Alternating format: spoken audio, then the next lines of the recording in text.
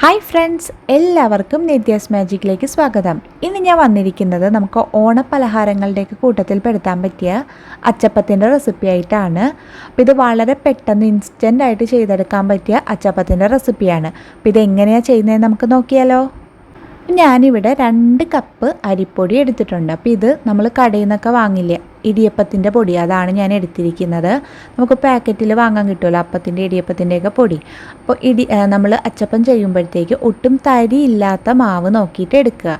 അപ്പോൾ ഇടിയപ്പത്തിൻ്റെയൊക്കെ പൊടി എന്ന് പറയുമ്പോൾ ഒട്ടും തരിയില്ല, നല്ല നൈസായിട്ട് അത്രത്തോളം പൗഡേർഡ് ആയിട്ടുള്ള പൊടിയായിരിക്കും. അങ്ങനെയുള്ള പൊടി വേണം നമ്മൾ എടുക്കാൻ. അതിപ്പോൾ റോസ്റ്റഡ് ആയാലും അല്ലാത്തതായാലും അത് പ്രശ്നമില്ല, പക്ഷെ ഒട്ടും തരി ഇല്ലാത്ത മാവ് നോക്കിയിട്ട് എടുക്കുക. ഇതിപ്പോൾ ഞാൻ പുറത്തുനിന്ന് വാങ്ങിയതാണ് പാക്കറ്റിൽ ഇടിയപ്പപ്പൊടി. 2 കപ്പ്, ഏകദേശം ഒരു 350 ഗ്രാം എടുത്തിട്ടുണ്ട് ഞാൻ. ഇനി നമുക്ക് ആവശ്യം തേങ്ങാപ്പാലാണ്. ഞാനിപ്പോൾ ഇവിടെ ഒരു തേങ്ങയുടെ പാലെടുത്തിട്ടുണ്ട്. ഞാൻ മിക്സിയിലിട്ടിട്ടൊന്ന് കറക്കിയിട്ടാണ് പാലെടുത്തിട്ടുള്ളത്.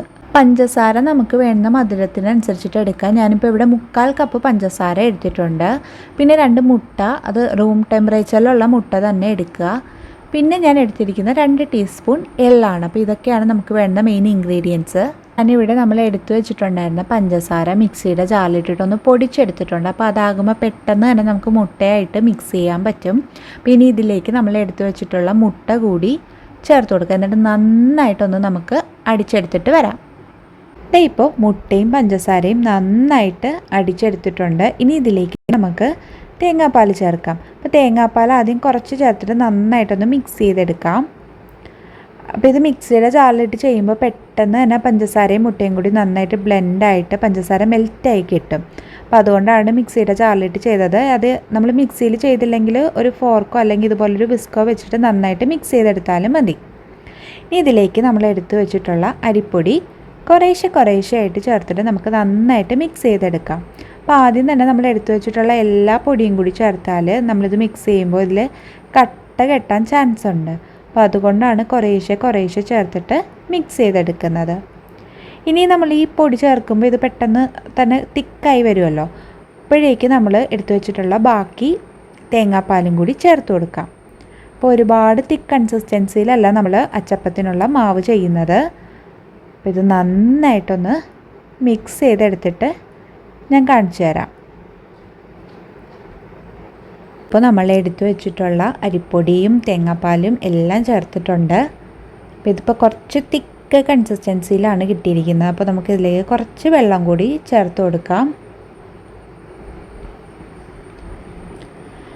അപ്പോൾ ഒരുപാട് നമ്മൾ ചെയ്തു വരുമ്പോൾ ലൂസായി പോവുകയാണെങ്കിൽ കുറച്ചുകൂടി അരിപ്പൊടി ചേർത്ത് കൊടുക്കുക. അതല്ല കുറച്ച് തിക്കാവുകയാണെങ്കിൽ വെള്ളം ചേർത്ത് കൊടുത്താൽ മതി. ഇതിപ്പോൾ കറക്റ്റ് പരുവത്തിനായിട്ടുണ്ട്. ഇനിയിപ്പോൾ ഇതിൻ്റെ കറക്റ്റ് പരുവം ഞാൻ ഒന്ന് കാണിച്ചു തരാം. നമ്മൾ ഇതുപോലൊരു സ്പൂണിൽ ഇതേപോലെ എടുക്കുമ്പോൾ കണ്ടോ, ഇതേപോലെ ഒന്ന് പറ്റി പിടിച്ചിരിക്കുന്ന ആ ഒരു പരുവത്തിന് വേണം നമ്മളുടെ മാവ് കിട്ടാനായിട്ട്. എങ്കിൽ മാത്രമേ നമ്മളത് ചെയ്യുമ്പോഴത്തേക്ക് കറക്റ്റായിട്ട് നമ്മളുടെ അച്ചിലത് പിടിച്ചിരിക്കുള്ളൂ. ഈ ഒരു കൺസിസ്റ്റൻസിയിൽ വേണം നമ്മൾ മാവ് കലക്കിയെടുക്കാൻ. ഇനി ഇതിലേക്ക് നമുക്ക് ഒരു 1/4 ടീസ്പൂണ് ബേക്കിംഗ് സോഡ ഇട്ട് കൊടുക്കാം. പിന്നെ നമ്മൾ എടുത്തു വെച്ചിട്ടുണ്ടായിരുന്ന എള്ളും കൂടി ചേർത്തിട്ട് ഒന്ന് മിക്സ് ചെയ്തെടുക്കാം. അപ്പോൾ ഞാൻ ഇതിൽ ഒരു നുള്ളു ഉപ്പ് കൂടി ചേർത്തിട്ടുണ്ടായിരുന്നു, നമ്മളുടെ മധുരം ഒന്ന് ബാലൻസ് ചെയ്യാൻ. അത് എടുക്കാൻ വിട്ടുപോയതാണ്. അപ്പോൾ നിങ്ങൾ ചെയ്യുമ്പോൾ ഒരു നുള്ളു ഉപ്പും കൂടി ചേർത്ത് കൊടുക്കുക. ഇപ്പോൾ നമ്മളുടെ മാവ് ഇവിടെ റെഡി ആയിട്ടുണ്ട്. അപ്പോൾ ഇതിന് നമ്മൾ കൂടുതൽ നേരം വെച്ചിരിക്കേണ്ട ആവശ്യമൊന്നുമില്ല. ഇപ്പം തന്നെ നമുക്ക് അച്ചപ്പം ചെയ്യാൻ തുടങ്ങാം. ഇവിടെ എണ്ണ ചൂടാകാൻ വെച്ചിട്ടുണ്ട്. അപ്പോൾ അതിനോടൊപ്പം തന്നെ നമ്മൾ അച്ചപ്പത്തിൻ്റെ അച്ചും കൂടി ഇറക്കി വെച്ചിട്ടുണ്ട്. അപ്പോൾ ഈ അച്ച് നന്നായിട്ട് ചൂടായതിന് ശേഷമേ നമ്മളുടെ ബാറ്ററിലേക്ക് മുക്കാവുള്ളൂ. എങ്കിൽ മാത്രമേ നമ്മൾ അച്ചപ്പം ചെയ്യുമ്പോൾ ഈ അച്ചിൽ നിന്ന് നന്നായിട്ട് വിട്ട് വരുള്ളൂ. അപ്പോൾ ഈ അച്ചും എണ്ണയും നന്നായിട്ട് ചൂടായിട്ട് വരട്ടെ. അച്ച് ചൂടാവുന്നതിന് മുമ്പ് നമ്മൾ അച്ചപ്പം ചെയ്യാൻ തുടങ്ങിയാലുള്ള അവസ്ഥ ഞാൻ കാണിച്ചു തരാം. ഇതാ കണ്ടോ, ഇതുപോലെ പിരിന്ന് പോകും. സംഭവം നമ്മളുടെ അച്ചിൽ നിന്ന് ഇറങ്ങി വരില്ല. അപ്പോൾ അതുകൊണ്ടാണ് അച്ച് നന്നായിട്ട് ആ എണ്ണയിൽ വെച്ച് നന്നായിട്ടൊന്ന് ചൂടായതിന് ശേഷമേ നമ്മൾ അച്ചപ്പം ചെയ്യാൻ സ്റ്റാർട്ട് ചെയ്യാമുള്ളൂ. ഇതാ കണ്ടോ, ഇതുപോലെ ആവും. ഞാനിപ്പോൾ മാവ് കുറച്ചുകൂടി കുഴിയുള്ളൊരു പാത്രത്തിലേക്ക് മാറ്റിയിട്ടുണ്ട്, നമ്മളുടെ അച്ച് മുക്കിയെടുക്കാനുള്ളൊരു സൗകര്യത്തിന്. അപ്പോൾ നമ്മൾ അച്ചപ്പം എണ്ണയിലേക്ക് ഇടുമ്പോൾ അച്ച് പാനിൽ തട്ടുന്ന രീതിയിൽ വെക്കരുത്. അച്ചിൻ്റെ ഒരു 1/4 ഭാഗമേ നമ്മൾ എണ്ണയിലേക്ക് ഇറക്കി വെക്കാമുള്ളൂ. നമ്മൾ മുഴുവനായിട്ട് പാനിൽ തട്ടുന്ന രീതിയിൽ വെച്ചാൽ അച്ചപ്പം അച്ചിൽ നിന്ന് വിട്ട് വരില്ല. അതുപോലെ തന്നെ വിട്ട് വരാൻ കുറച്ച് ബുദ്ധിമുട്ടാണെങ്കിൽ ജസ്റ്റ് അച്ചൊന്ന് തട്ടി കൊടുത്താൽ മതി, അപ്പം തന്നെ വിട്ട് വന്നോളും. ഇനി വീണ്ടും അച്ചൊന്ന് ചൂടായതിന് ശേഷമേ നമ്മൾ അടുത്ത അച്ചപ്പം ചെയ്യാമുള്ളൂ. അപ്പോൾ ഇതൊക്കെയാണ് നമ്മൾ അച്ചപ്പം ചെയ്യുമ്പോൾ ശ്രദ്ധിക്കേണ്ട കാര്യങ്ങൾ. അച്ച ചൂടാകാതെ നമ്മൾ മുക്കിയാൽ പിന്നെ നമുക്ക് ഇരട്ടി പണിയാകാം. അച്ചിൽ നിന്ന് അച്ചപ്പം ഒരിക്കലും വിട്ട് വരില്ല. ഇതൊന്ന് നിറം മാറാൻ തുടങ്ങുമ്പോഴേക്കും തിരിച്ചിട്ട് കൊടുക്കാം. ഇപ്പോൾ 2 സൈഡും ഒന്ന് നിറം മാറി വരുമ്പോഴേക്കും നമുക്കിത് എണ്ണയിൽ നിന്ന് മാറ്റാം. പിന്നെ നമ്മൾ ഉപയോഗിക്കുന്ന പുതിയ അച്ചാണെങ്കിൽ അല്ലെങ്കിൽ കുറേ നാളായിട്ട് ഉപയോഗിക്കാതിരിക്കുന്ന അച്ചാണ് നമ്മൾ യൂസ് ചെയ്യുന്നതെങ്കിൽ കുറച്ച് സമയം ഒരു 1.5 മണിക്കൂറോളം പുളി വെള്ളത്തിലൊന്ന് ഇറക്കി വെച്ചിരുന്നാൽ മതി. അച്ച പെട്ടെന്ന് തന്നെ റെഡിയായി കിട്ടും. അപ്പോൾ ഈ വീഡിയോ എല്ലാവർക്കും ഇഷ്ടമായെന്ന് വിചാരിക്കുന്നു. കാരണം വളരെ ഇൻസ്റ്റൻ്റായിട്ട് വളരെ പെട്ടെന്ന് നമുക്ക് ചെയ്തെടുക്കാൻ പറ്റിയ റെസിപ്പിയാണ്. അപ്പോൾ ഇതിനു മുമ്പ് ഞാൻ വളരെ പെട്ടെന്ന് നമ്മൾ ചായ തിളയ്ക്കുന്ന ടൈം കൊണ്ട് ചെയ്യാൻ പറ്റിയ ഉണ്ണിയപ്പത്തിൻ്റെ റെസിപ്പി ഇട്ടിട്ടുണ്ടായിരുന്നു. അത് ഒരുപാട് പേര് ട്രൈ ചെയ്ത് നോക്കിയിട്ട് നന്നായിരുന്നു എന്ന് പറഞ്ഞു. അപ്പോൾ അതൊക്കെ കണ്ടിട്ടില്ലാത്തവരുണ്ടെങ്കിൽ ഡിസ്ക്രിപ്ഷൻ ബോക്സിൽ ഞാൻ അതിൻ്റെ ലിങ്ക് കൊടുക്കാം. ഒന്ന് കയറി കാണുക, ട്രൈ ചെയ്ത് നോക്കുക.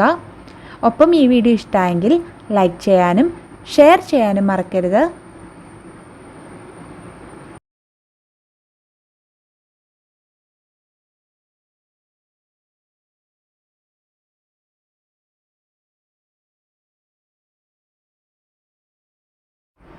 നിങ്ങളുടെ ഫീഡ്ബാക്സൊക്കെ കമൻസിലൂടെ അറിയിക്കാനും മറക്കരുത്.